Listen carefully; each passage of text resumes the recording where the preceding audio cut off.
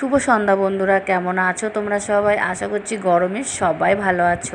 আর আমিও খুব খুব ভালো আছি গরমে, কিন্তু রান্নাঘরে আসতেই চাই না। রান্নাঘরে আসলেই মনে পড়ে যে এই যে রান্নাঘরে যাওয়া মানেই আমার ঘাম ঝরা। তো যাই হোক, কাজই আমার এটা, যে রান্নাঘরে আসা।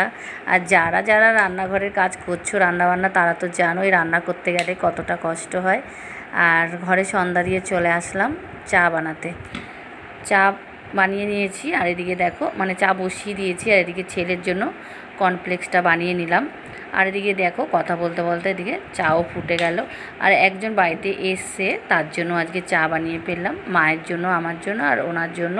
আর এদিকে ছেলেও চলে এসছে, মানে ও কর্নফ্লেক্সটা খাবে।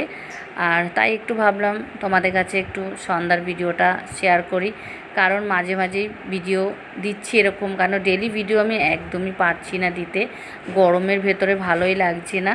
তো তোমাদের কাছে কীরকম লাগলো ভিডিওটা একদম জানিও আমাকে কমেন্টে।